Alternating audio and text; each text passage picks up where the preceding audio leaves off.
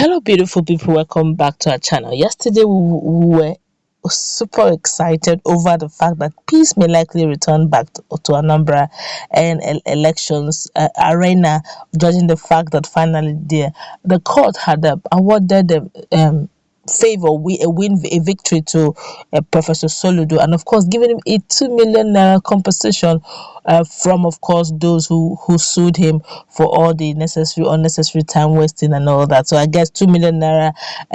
Professor Soludo became a 2 million naira richer yesterday, although they've not yet perfected that be that particular one. But as we speak right now, it looks like Professor Soludo is still not out of the muddy water yet, as more challenges await him in future over the same Anambra elections. Well, before we go into the newspaper to find out exactly what is going on in Anambra against Soludo, we'd like you to subscribe to our channel by clicking on the red subscribe button. Beside it, you'll see a bell notification icon. Please go ahead, click on it to get notified as soon as you update our channel on YouTube. All right, welcome back to Global Happenings today. A total of 11 political parties and their candidates have filed petitions at the Anambra Governorship Election Petition Tribunal. The parties and their candidates are challenging the victory of the candidate of the All Progressive Grand Alliance APGA, Professor Chukwuma Soludo. It was gathered that the petitioners were able to beat the deadline for the expiration of the 21 days stipulated by the Electoral Act for the filing of petitions against the outcome of the Anambra State gubernatorial elections. The political parties between Monday and Tuesday made the last-minute filing of their petitions, as against expectations in some quarters that it will be a walkover for the governor-elect.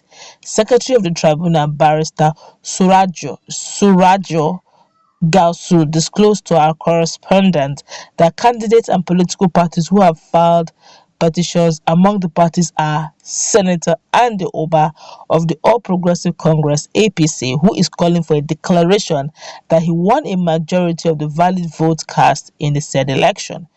Well, the Action Democratic Party ADP and its candidate Prince Adam Ume Ezioke, in their petition, praised the tribunal for the nullification of the election on the grounds that bimodal accreditation verification system, that's BVAS, is not in the Electoral Act, and the malfunctioning ultimately disenfranchised over 90% of the registered voters.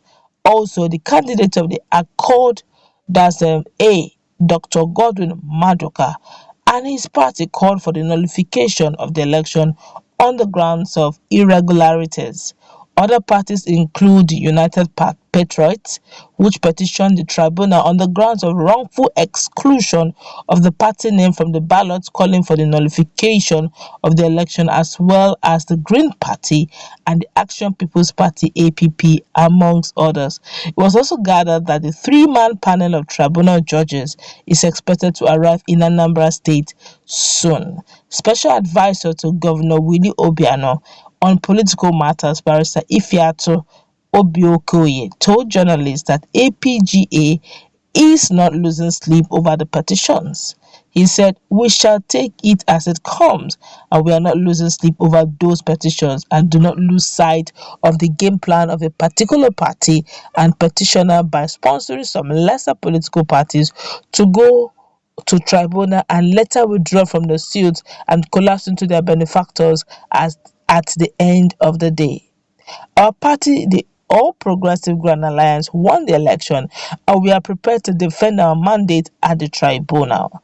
I just hope that all right, that's the news. But I just hope that Imo State will not be Anambra State, where the fourth can become first. Anything is possible.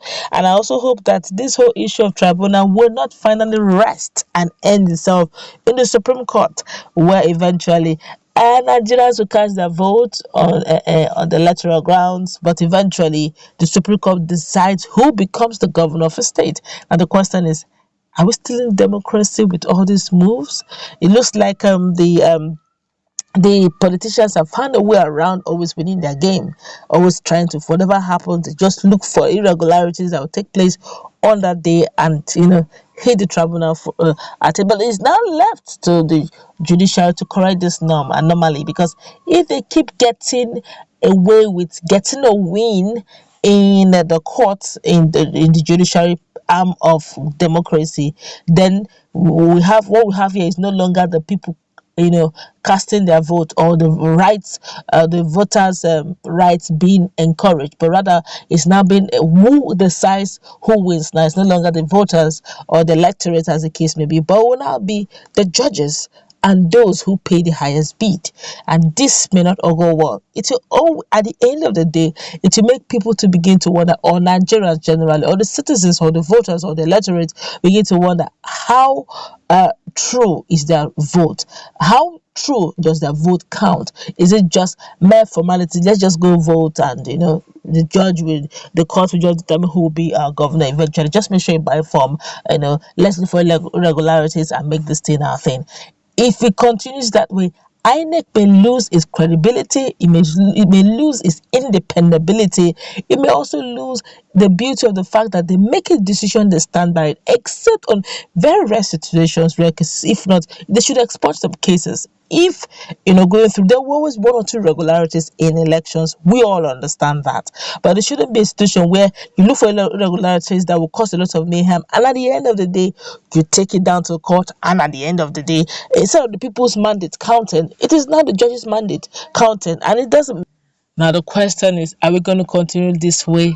We need to ensure, or rather INEC needs to ensure, that this particular pattern does not play out. Look, the truth of the matter is, if this continues this way, Nigerians will not even bother to go into it. So there's no need. Let the parties decide who will vote and who will win and who would.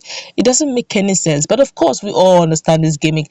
And I also hope that APGA is not going to sleep the way PDP slept in Imo State, thinking how possible can it be that the fraud will become first and ended up, dethroning Inyedioha.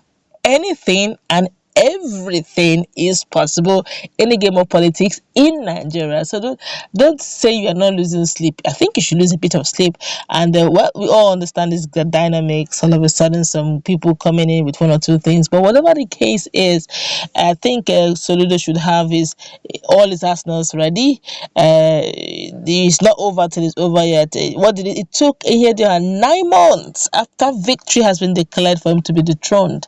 If it means 2 years, these guys are ready. So I believe that Soludo should have his every arsenal ready around him, to ensure that he has a smooth run. And he should also not forget that this is a game of politics. Even when he becomes the governor of that state, eventually when he is sworn in, he should expect the unexpected. He should expect some people try to upsurge or try to bring some sort of chaos in Anambra state. It's part of the game plan of politics. So he should have plan B, alternative plan, to counter every of these plans, so that Anambra will be great again. That's what we're going to wrap it up.